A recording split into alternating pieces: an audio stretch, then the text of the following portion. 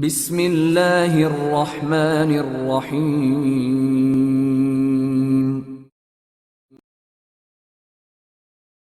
Stocks Imran series novel, مصنف مظہر کلیم M.A۔ کمرے کا دروازہ کھلا تو کرسی پر بیٹھی ہوئی مادام ٹاکسی نے چونک کر دیکھا۔ دروازے سے جگن اندر داخل ہو رہا تھا۔ کیا ہوا؟ کچھ پتہ چلا ان کا؟ مادام ٹاکسی نے چونک کر کہا۔ فی الحال تو اتنا پتہ چلا ہے کہ انہوں نے سب میرین کو کیتھی والے جزیرے کے عقبی سمت سے لے جا کر تباہ کر دیا ہے۔ اس کے پرزے سمندر میں پھیلے ہوئے صاف دکھائی دے رہے ہیں۔ ٹاپو جزیرے پر البتہ وہ نہیں پہنچے۔ وہاں دونوں ہیلی کاپٹر موجود تھے، انہیں ناکارہ کر دیا گیا ہے۔ کیتھی والے جزیرے پر بھی وہ لوگ موجود نہیں ہیں۔ شاونرے سے میری بات ہوئی ہے۔ اسے عمران نے شاونرے کو بھی کال کر کے اس سے بات کی تھی۔ اس نے اس کے ساتھ یہاں سے نکلنے کے لیے معاہدہ کرنے کی کوشش کی، لیکن شاونرے نے انکار کر دیا۔ شاونرے کیتھی اور اس کے آدمیوں کی ہلاکت پر بے حد غصے میں تھا، لیکن میں نے اسے کہہ دیا ہے کہ ان کا معاوضہ اسے دے دیا جائے گا، اور معاوضے کی بات سن کر وہ خوش ہو گیا۔ پھر میں نے اس سے بات کی ہے کہ ان لوگوں کو ہر صورت میں ختم کرنا ہے، تو اس سے مزید معاوضے کی شرط پر معاہدہ کر لیا ہے کہ وہ پورے جنوبی بحر اوقیانوس میں اپنے تمام اڈوں کو ریڈ الرٹ کر دے گا۔ یہ لوگ جہاں بھی پہنچے یا سمندر میں جہاں بھی ٹریس ہوئے، ان کا خاتمہ کر دیا جائے گا۔ اس کے ساتھ ساتھ میں نے ہیڈ کوارٹر سے XC اسپیشل ہیلی کاپٹر بھی طلب کر لیا ہے۔ وہ وہاں سے روانہ ہو گیا ہے۔ جب وہ یہاں پہنچے گا تو پھر اس پر سوار ہو کر میں پورے جنوبی بحر اوقیانوس کا راؤنڈ لگاؤں گا۔ اس میں ایسے آلات ہیں کہ مونو بوٹ تو ایک طرف سمندر کی تہہ میں موجود سب میرین کو بھی چیک کر سکتے ہیں، اور نہ صرف چیک کر سکتے ہیں بلکہ اس کو سمندر کی تہہ میں ہی ہٹ کر سکتے ہیں۔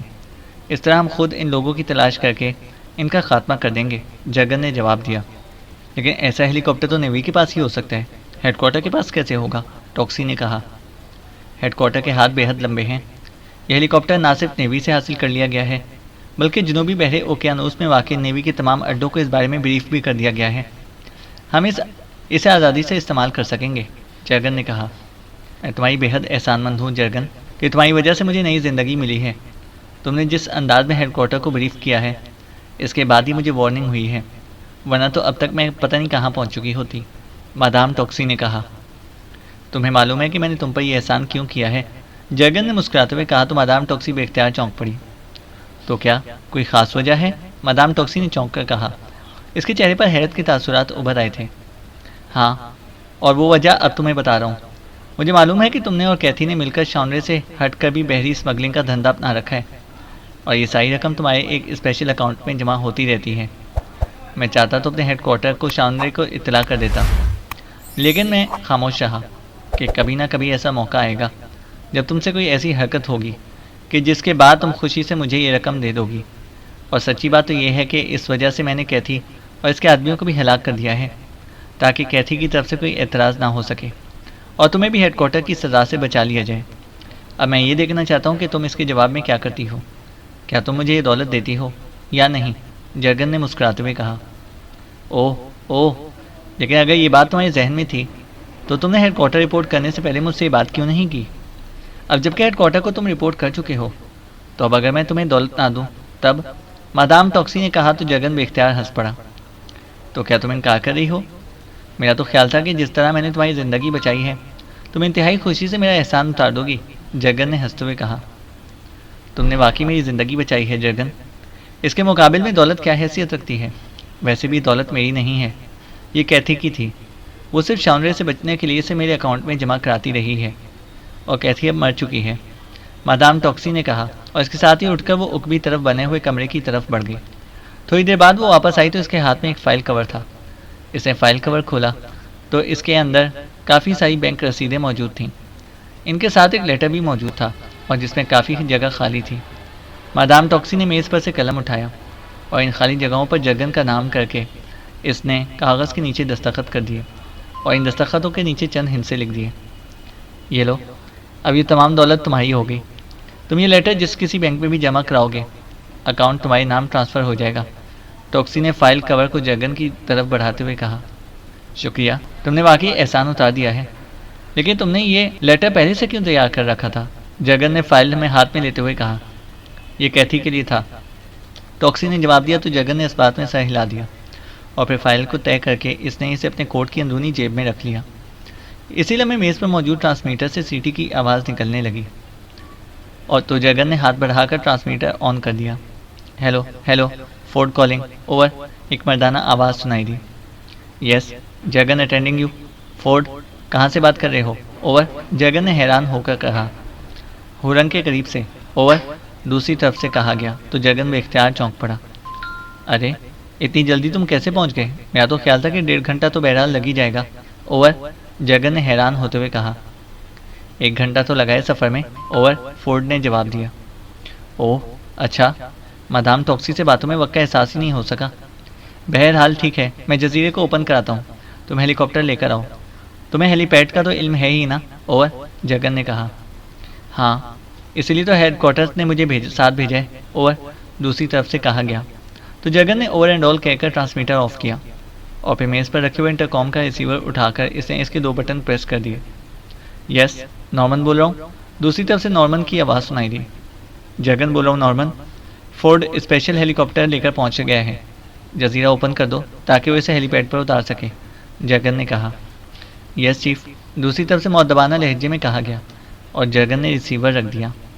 کیا میں تمہارے ساتھ اس مشن میں جا سکتی ہوں؟ دراصل اس سے عمران اور اس کے ساتھیوں کو اپنی آنکھوں سے مرتے ہوئے دیکھنا چاہتی ہوں، مدام ٹاکسی نے کہا۔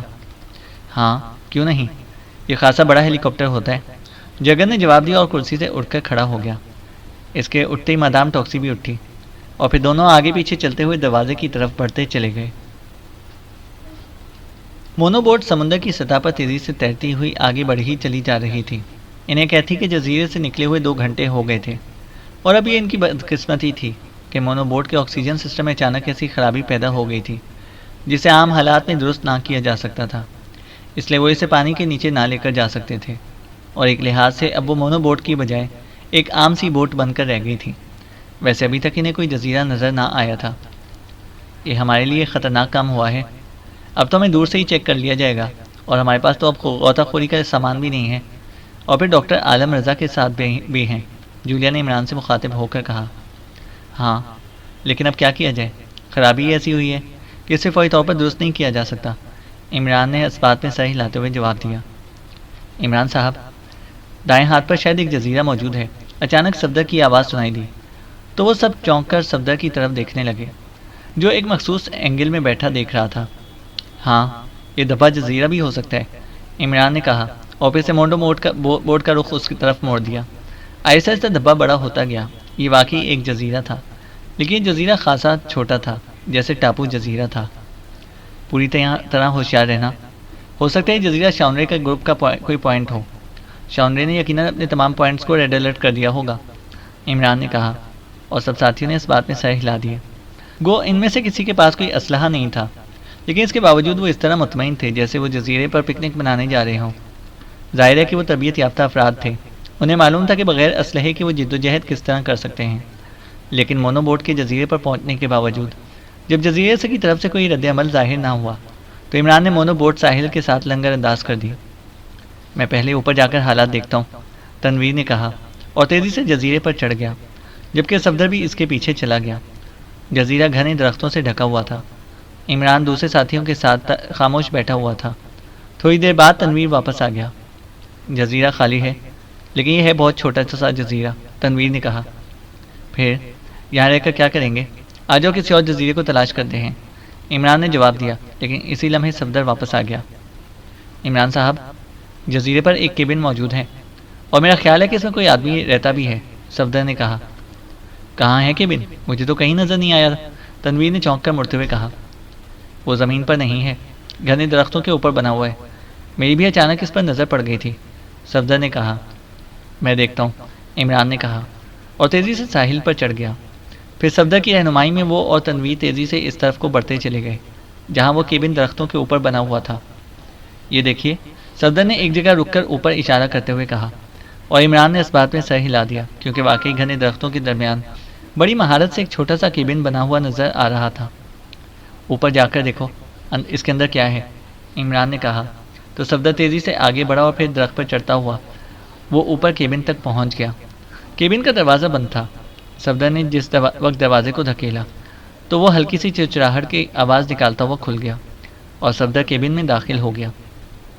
عمران صاحب، اس میں ایک آدمی کی رہائش کے لیے سامان اور خوراک کے بند ڈبے پڑے ہیں، لیکن ویسے یہ خالی ہے، صفدر نے دروازے پر پہنچتے ہوئے کہا۔ کوئی ٹرانسمیٹر یا کوئی اس جیسی دوسری مشینری؟ عمران نے پوچھا۔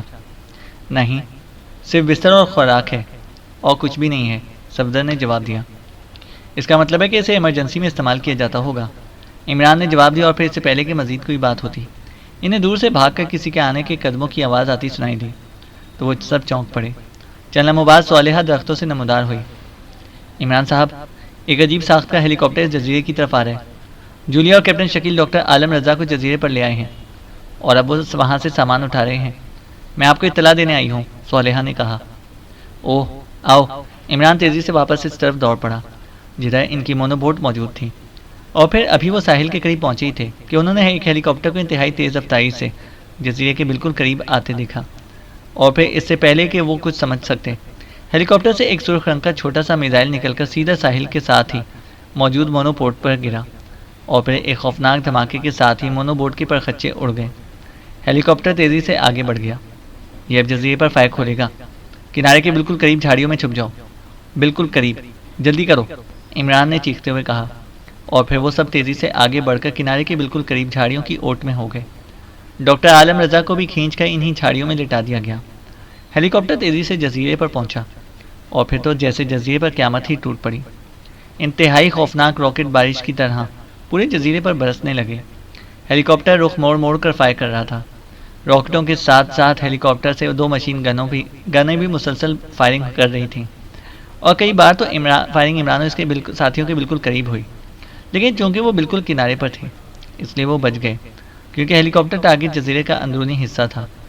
جزیرے پر ان راکٹوں کی وجہ سے آگ سی بھڑک اٹھی تھی۔ خشک جھاڑیاں اور خشک درخت آتش فشاں کی طرح جگہ جگہ جل رہے تھے۔ عمران دم سادھے خاموش پڑا ہوا تھا۔ ان کے پاس ویسے بھی کوئی اسلحہ نہ تھا، اور ہوتا بھی تو اس خصوصی ساخت کے ہیلی کاپٹر پر عام اسلحہ اثر نہیں کر سکتا تھا۔ کافی دیر تک حملہ کرنے کے بعد ہیلی کاپٹر تیزی سے آگے بڑھ گیا، لیکن عمران اور اس کے ساتھی وہیں دبکے پڑے رہے، کیونکہ ہیلی کاپٹر کسی وقت بھی واپس آ سکتا تھا۔ لیکن جب کافی دیر تک وہ واپس نہ آیا تو عمران اٹھ کر کھڑا ہو گیا، اور اس کے اٹھتے ہی اس کے ساتھی بھی کھڑے ہو گئے۔ انتہائی ہولناک حملہ کیا گیا ہے، ان کا تو بس نہیں چلا، ورنہ وہ پورے جزیرے کو ہی تباہ کر دیتے، صفدر نے کہا۔ میرا خیال ہے ہیلی کاپٹر کا میگزین ختم ہو گیا تھا، یہ شاید مزید میگزین لینے گئے ہیں، جولیا نے کہا۔ اس XC اسپیشل ہیلی کاپٹر میں چیکنگ کا نظام تو انتہائی جدید ہوتا ہے، یہ پرواز کے دوران بھی جزیرے پر ہماری موجودگی کو چیک کر سکتے تھے، لیکن اس کے باوجود انہوں نے یہاں اندھا دھند فائرنگ کی ہے، جبکہ وہ آسانی سے ہمیں یہاں پڑے ہوئے چیک کر سکتے تھے۔ یہ بات میری سمجھ میں نہیں آ رہی، عمران نے کہا۔ ہو سکتا ہے اس ہیلی کاپٹر میں ایسا سسٹم موجود نہ ہو، صفدر نے جواب دیا۔ بہرحال اب تو مزید پھنس کر رہ گئے ہیں، مونو بوٹ بھی گئی، اب تو میرا خیال ہے کہ اس جزیرے کو ہی آباد کیا جائے، عمران نے مسکراتے ہوئے کہا۔ آباد کیا جائے؟ کیا مطلب؟ سب ساتھیوں نے چونک کر کہا۔ بھائی، ناولوں اور فلموں میں یہی تو دکھایا جاتا ہے کہ جب لوگ کسی جزیرے پر اس طرح پھنس جاتے ہیں جس طرح ہم پھنس گئے ہیں، تو پھر وہ اس جزیرے کو آباد کرتے ہیں، یہاں رہتے ہیں، اور عمران نے جولیا کی طرف کنکھیوں سے دیکھتے ہوئے کہا، لیکن فکرہ ادھورا چھوڑ دیا۔ ہر وقت کی بکواس اچھی نہیں لگتی، ہمیں فوری طور پر یہاں سے نکلنے کی کوئی ترکیب سوچنی چاہیے، جولیا نے انتہائی سنجیدہ لہجے میں کہا۔ اب تو ایک ہی صورت رہ گئی ہے کہ ہمارے پر نکل آئیں اور ہم پرندوں کی طرح اڑتے ہوئے یہاں سے خیمیاں پہنچ جائیں، اس کے علاوہ اور تو کوئی صورت نہیں رہی، عمران نے مسکراتے ہوئے کہا۔ میرا خیال ہے عمران صاحب کہ یہ لوگ صرف حملہ کر کے مطمئن نہیں ہو جائیں گے، یہ لازماً یہاں یا تو خود واپس آئیں گے یا کسی اور کو بھیجیں گے، اس طرح ہمارے یہاں سے نکلنے کا اسکوپ پیدا ہو سکتا ہے، صفدر نے کہا۔ لیکن اگر انہوں نے ایسا نہ کیا تو؟ عمران نے جواب دیا۔ کیوں؟ وہ لازماً ایسا کریں گے، یہ انسانی نفسیات ہے، صفدر نے اپنی بات پر زور دیتے ہوئے کہا۔ دیکھو صفدر، انہیں یقیناً اب تک معلوم ہو چکا ہوگا کہ ہم نے سب میرین تباہ کر دی ہے، اس لیے اب ہمارے پاس صرف مونو بوٹ ہے۔ کیتھی والے جزیرے پر وہ کوئی ایسی چیز نہیں چھوڑ کر آئے تھے جس سے ہم رابطہ کر سکیں، اب ہمارے پاس یہ مونو بوٹ تھی جس میں بہرحال ٹرانسمیٹر موجود تھا، اب انہوں نے اسے بھی تباہ کر دیا ہے۔ اس کا مطلب ہے کہ اب ہمارے پاس نہ ہی کوئی مونو بوٹ ہے، نہ غوطہ خوری کے لباس، اور نہ ہی کوئی ٹرانسمیٹر، اس لیے ہم کیا کر سکتے ہیں؟ اور اس جزیرے پر ابھی تک تو مجھے کوئی چشمہ وغیرہ بھی نظر نہیں آیا، اور نہ یہاں پھلدار درخت ہیں، اس لیے ہم یہاں سوائے ایڑیاں رگڑ رگڑ کر مرنے کے اور کیا کر سکتے ہیں، عمران نے جواب دیا۔ تو سب کے چہروں پر دہشت کے تاثرات پھیلتے چلے گئے، کیونکہ عمران نے انہیں تصویر کا جو رخ دکھایا تھا وہ واقعی انتہائی دہشتناک تھا۔ عمران صاحب، یہاں درختوں کے تنوں کی مدد سے کشتی تیار کی جا سکتی ہے، اور اس کشتی کی مدد سے ہم کسی بھی آباد جزیرے تک پہنچ سکتے ہیں، اچانک کیپٹن شکیل نے کہا۔ نہیں، پہلی بات تو یہ ہے کہ ہمارے پاس باقاعدہ آلات نہیں ہیں، اور زیادہ سے زیادہ گھاس اور بیلوں کی مدد سے درختوں کے تنوں کو آپس میں باندھ کر کشتی بنا سکتے ہیں۔ لیکن دوسری بات یہ کہ اس کھلے سمندر میں جہاں موجوں کی رفتار خاصی تیز ہے، وہاں ایسی کشتی زیادہ دور تک نہیں جا سکے گی اور ٹوٹ جائے گی۔ یہ سراسر خودکشی ہے، عمران نے جواب دیا۔ تو پھر تم نے کیا سوچا ہے؟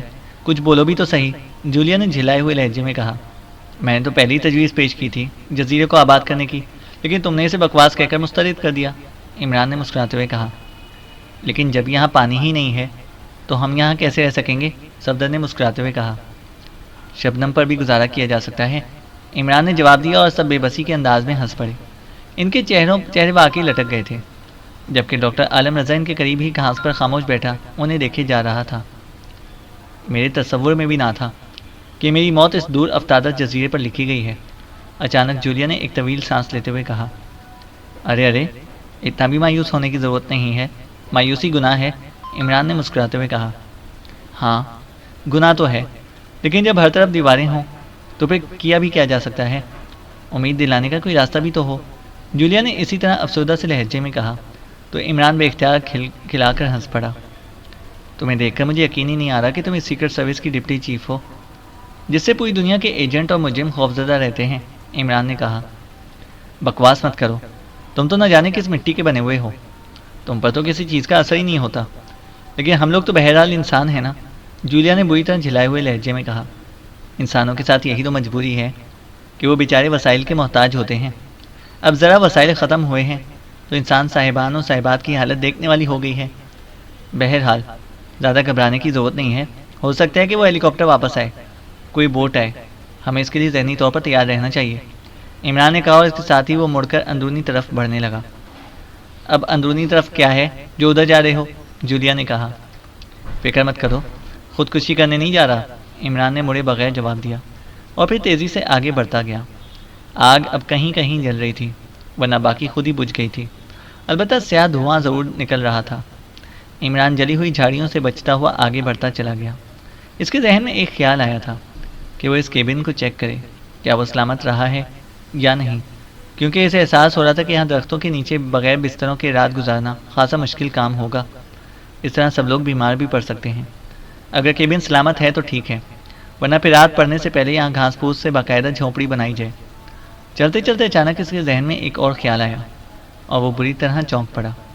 کیبن زمین پر بنانے کی بجائے اوپر درختوں پر بنایا گیا تھا، اور جزیرے کے ساحل سے پانی کی سطح بھی زیادہ نیچے نہ تھی، اس لیے لامحالہ رات کو پانی کی سطح بلند ہو جاتی ہوگی اور پانی پورے جزیرے پر پھیل جاتا ہوگا، اس لیے کیبن درختوں کے اوپر بنایا گیا تھا، اور یہ بات اس کے نقطۂ نظر سے اور بھی خطرناک تھی۔ یہ سب کچھ سوچتا ہوا وہ اس جگہ پر پہنچ گیا جہاں وہ کیبن تھا، لیکن اب وہاں کیبن کا نام و نشان تک نہ تھا، درخت بھی گرے پڑے تھے اور کیبن کے پرخچے اڑ گئے تھے۔ عمران نے منہ بنایا اور آگے بڑھ گیا۔ ابھی دوسری طرف ساحل کے قریب پہنچا ہی تھا کہ اچانک دور آسمان پر ایک دھبا سا دیکھ کر چونک پڑا۔ اس کے ذہن میں فوراً یہ خیال آیا کہ یہ دھبا ہیلی کاپٹر ہو سکتا ہے، اور پھر تھوڑی دیر بعد دھبا واپس بھی ہو گیا، واقعی ہیلی کاپٹر ہی تھا۔ عمران تیزی سے مڑا اور دوڑتا ہوا واپس اپنے ساتھیوں کی طرف بڑھ گیا۔ تھوڑی دیر بعد وہ اپنے ساتھیوں کے پاس پہنچ گیا۔ ہیلی کاپٹر واپس آ رہے، سب لوگ جزیرے پر پھیل جائیں، ڈاکٹر عالم رضا کو بھی جھاڑیوں کی اوٹ میں لٹا دو، یہ لوگ لازماً اب جزیرے پر اتریں گے اور ہم نے اس ہیلی کاپٹر کو کور کرنا ہے، عمران نے کہا، تو سب کے چہروں پر مسرت کے تاثرات ابھر آئے۔ اس کے ساتھ ہی عمران کی ہدایات پر بجلی کی سی تیزی سے عمل ہونا شروع ہو گیا، اور وہ سب ادھر ادھر پھیل گئے۔ کناروں کے ساتھ ساتھ رہنا، اگر یہ لوگ فائرنگ کریں تو سمندر کے اندر بھی اتر سکتے ہو، عمران نے کہا، اور سب نے اسبات میں سر ہلا دیے۔ عمران تیزی سے واپس مڑا اور پھر دوڑتا ہوا اسی راستے پر واپس جانے لگا۔ وہ اکیلا تھا کیونکہ باقی ساتھی علیحدہ علیحدہ چلے گئے تھے۔ ابھی عمران واپس پہلے والی جگہ پر پہنچا ہی تھا کہ وہ بے اختیار ایک درخت کی اوٹ میں لیٹ گیا۔ ہیلی کاپٹر کافی بلندی پر موجود تھا۔ یہ وہی XC اسپیشل ہیلی کاپٹر تھا جس سے پہلے مونو بوٹ تباہ کی تھی اور پھر جزیرے پر فائرنگ کی تھی۔ ہیلی کاپٹر جزیرے کے عین اوپر ہوا میں معلق ہو گیا۔ کافی دیر تک وہ معلق رہا، پھر اچانک وہ حرکت میں آیا، اور اس کے ساتھ ہی ایک بار پھر جزیرے پر تیز فائرنگ شروع ہو گئی۔ اس بار ہیلی کاپٹر کی رفتار بےحد تیز تھی. وہ اس طرح تیزی سے گھوم گھوم کر فائر کر رہا تھا جیسے باقاعدہ جنگ لڑ رہا ہو. عمران درخت کے تنوں سے چمٹ گیا تھا اور جیسے جیسے ہیلی کاپٹر گھومتا وہ بھی چوڑے تنے کے ساتھ گھوم کر اوٹ لے لیتا, کیونکہ فائرنگ اس پر بھی ہو رہی تھی اور جزیرے کے ساحلی حصوں پر بھی. چھوٹا سا جزیرہ کافی بلندی پر اڑنے والے اسپیشل ہیلی کاپٹر کی باقاعدہ شکارگاہ بنا ہوا تھا. لیکن پھر ایک بار جیسے ہی ہیلی کاپٹر گھوم کر اس کی طرف آنے لگا, عمران نے اس کے نچلے حصے سے ایک سرخ شعلہ سا نکلتے ہوئے دیکھا تو اس نے بجلی کی سی تیزی سے ایک طرف موجود جھاڑی میں چھلانگ لگا دی. دوسرے لمحے ایک خوفناک دھماکہ اس کے بالکل قریب ہوا اور اس کے ساتھ ہی عمران کو یوں محسوس ہوا جیسے اس کا جسم یکلخت ہزاروں ٹکڑوں میں تبدیل ہو گیا ہو, اور اس کے ساتھ ہی اس کے ذہن پر تاریک سی چادر پھیلتی چلی گئی. اسپیشل ہیلی کاپٹر میں جگن اور مادام ٹاکسی دونوں موجود تھے. پائلٹ سیٹ پر فورڈ تھا, سائڈ سیٹ پر جگن اور پچھلی سیٹ پر مادام ٹاکسی بیٹھی ہوئی تھی. ان تینوں کے چہرے چمک رہے تھے. میرا خیال ہے کہ اب ہمیں واپس جانا چاہیے, یہ لوگ بہرحال ختم ہو گئے, فورڈ نے مسکراتے ہوئے سائڈ سیٹ پر بیٹھے ہوئے جگن سے کہا. آٹو اسکرین پر پیلن کی لاشیں تو چیک کر لو, یہ انتہائی خطرناک لوگ ہیں, جگن نے کہا. آٹو اسکرین پر؟ اچھا ٹھیک ہے, فورڈ نے کہا اور ہاتھ بڑھا کر اس نے ہیلی کاپٹر کی مشینری کے نچلے حصے پر موجود ایک بٹن پریس کر دیا. ارے یہ کیا, آٹو اسکرین تو کام ہی نہیں کر رہی, فورڈ کے لہجے میں حیرت تھی. کیوں, کیا ہوا اسے, جگن نے بھی حیرت بھرے لہجے میں کہا. تو فورڈ نے ایک اور بٹن دبا دیا اور دوسرے لمحے اس نے ایک طویل سانس لی. سوری جگن, اس کے اندر سیل موجود نہیں ہیں, شاید نیوی والے ڈالنا بھول گئے ہیں, یا پھر یہ انتہائی مہنگے ہونے کی وجہ سے صرف خصوصی طور پر ڈالے جاتے ہوں گے, فورڈ نے منہ بناتے ہوئے کہا. ہیلی کاپٹر جزیرے پر اتار کر دیکھ لیتے ہیں, ویسے اس قدر خوفناک فائرنگ اور شیلنگ کے بعد یہ زندہ تو کسی صورت بھی نہیں بچ سکتے, اگبی سیٹ پر بیٹھی ہوئی مادام ٹاکسی نے کہا. نہیں, جب تک پوری طرح تسلی نہ ہو جائے ہم نیچے نہیں اتر سکتے. تم ایسا کرو کہ واپس ہورنگ چلو, وہاں شاید ان سیلوں کا بندوبست ہو جائے, جگن نے کہا. تو فورڈ نے اس بات میں سر ہلاتے ہوئے ہیلی کاپٹر کا رخ جزیرہ ہورنگ کی طرف موڑ دیا. آپ نارمن سے ٹرانسمیٹر پر پوچھ لیں, مادام ٹاکسی نے کہا. تو جگن نے اس بات میں سر ہلاتے ہوئے سامنے موجود ٹرانسمیٹر پر فریکوینسی ایڈجسٹ کرنا شروع کر دی. فریکوینسی ایڈجسٹ کرنے کے بعد اس نے بٹن آن کر دیا اور کال دینا شروع کر دی. Hello hello, Jagan calling, over. Jagan بار بار کال دے رہا تھا جبکہ ہیلی کاپٹر مسلسل ہورنگ کی جزیرے کی طرف ہی بڑھا چلا جا رہا تھا. Yes chief, Norman attending you, over. چند لمحوں بعد ٹرانسمیٹر سے نارمن کی آواز سنائی دی. Norman, X C special helicopter میں آٹو اسکرین کام نہیں کر رہی. فورڈ کا کہنا ہے کہ اس کے اندر مخصوص سیل موجود نہیں ہیں. کیا یہ سیل ہمارے جزیرے پر ہیں, اوور. جگن نے کہا. سیل موجود تو نہیں ہیں چیف, لیکن تیار کیے جا سکتے ہیں, اوور. دوسری طرف سے کہا گیا. کتنی دیر لگے گی, اوور. جگن نے پوچھا. کم از کم 1 گھنٹہ تو لگ ہی جائے گا, اوور. دوسری طرف سے کہا گیا. اوکے, جزیرہ اوپن کرو, ہم واپس آ رہے ہیں, اور تمہارے ساتھ مل کر اس آٹو اسکرین کو چالو کرو, پھر ہم واپس جائیں گے, اوور اینڈ آل. جگن نے کہا اور ٹرانسمیٹر آف کر دیا. اس دوران اگر وہ لوگ زندہ ہوئے تو نکل جائیں گے, فورڈ نے کہا. نہیں, ان کے پاس مونو بوٹ تھی جو تباہ ہو گئی. اب کہاں جا سکتے ہیں؟ اگر انہوں نے درختوں کی مدد سے کشتیاں بھی بنائیں تبھی اس سے کافی وقت لگ جائے گا, اور پھر ایسی کشتیاں دور سے ہی چیک بھی کی جا سکتی ہیں اور انہیں ہٹ بھی کیا جا سکتا ہے, جگن نے جواب دیا. مجھے تو 100% یقین ہے کہ یہ لوگ ختم ہو گئے ہوں گے, مادام ٹاکسی نے کہا. چیکنگ بےحد ضروری ہے مادام ٹاکسی, اس کے بعد ہی اطمینان سے بیٹھ کر حتمی رپورٹ دی جا سکتی ہے, جگن نے کہا. اور رکن میں بیٹھی ہوئی مادام ٹاکسی نے اس بات میں سر ہلا دیا. تھوڑی دیر بعد ہیلی کاپٹر جزیرے کے اندر بنے ہوئے ہیلی پیڈ پر اتر گیا اور جگن اور ٹاکسی دونوں اپنے آفس کی طرف بڑھ گئے. پھر تقریباً 1 گھنٹے بعد وہ ایک بار پھر ہیلی کاپٹر پر سوار اسی جزیرے کی طرف بڑھے چلے جا رہے تھے. آٹو اسکرین اب ورکنگ آرڈر میں تھی. اگر یہ لوگ زندہ ہوئے تو فائرنگ ایک بار پھر کرنا ہوگی, فورڈ نے کہا. ظاہر ہے ان کی موت تک تو ہمارا آپریشن جاری رہے گا, جگن نے جواب دیتے ہوئے کہا. لیکن راکٹ تو سارے استعمال کر لیے گئے ہیں, اب تو صرف مشین گنوں سے ہی فائرنگ ہو سکتی ہے, فورڈ نے جواب دیتے ہوئے کہا. سب ختم ہو گئے ہیں, جگن نے چونک کر پوچھا. صرف ایک بچا ہے, فورڈ نے جواب دیا. تو جگن نے اس بات میں سر ہلا دیا. تھوڑی دیر بعد ہیلی کاپٹر جزیرے پر پہنچ کر گیا. فورڈ نے آٹو اسکرین کا بٹن آن کر دیا اور سامنے موجود ایک بڑی سی اسکرین روشن ہو گئی. اس کے ساتھ ہی ہیلی کاپٹر میں موجود ٹاکسی اور جگن دونوں اچھل پڑے. اوہ, یہ تو سب زندہ ہیں اور صحیح سلامت موجود ہیں. اوہ ویری بیڈ, جگن کے منہ سے نکلا. کیا کہہ رہے ہیں آپ؟ اس قدر فائرنگ اور شیلنگ کے باوجود مدام ٹاکسی نے بھی چونک کر حیرت بھری لہجے میں کہا، اور اس کے ساتھ ہی اس نے اس اسکرین کو دیکھنا شروع کر دیا۔ باقی لوگ تو کناروں پر ہیں، یہ ایک آدمی تقریباً سینٹر میں ہے، فورڈ نے کہا۔ یہی درمیان والا عمران ہے، میں اسے پہچان گیا ہوں۔ فائرنگ کرو، ہمارا اصل ٹارگٹ یہی عمران ہے، اسے کسی صورت بھی زندہ نہیں رہنا چاہیے۔ اس کے ساتھ ساتھ اس کے ساتھیوں پر بھی فائرنگ کرتے رہو، جیگر نے کہا تو فورڈ نے اس بات میں سر ہلاتے ہوئے فضا میں معلق ہیلی کاپٹر کو حرکت دی اور پھر بڑی مہارت اور تیز رفتاری سے ہیلی کاپٹر کو اڑانے اور مشین گنوں سے ہر اس جگہ پر فائرنگ کرنے لگا جہاں جہاں عمران اور اس کے ساتھی نظر آتے تھے۔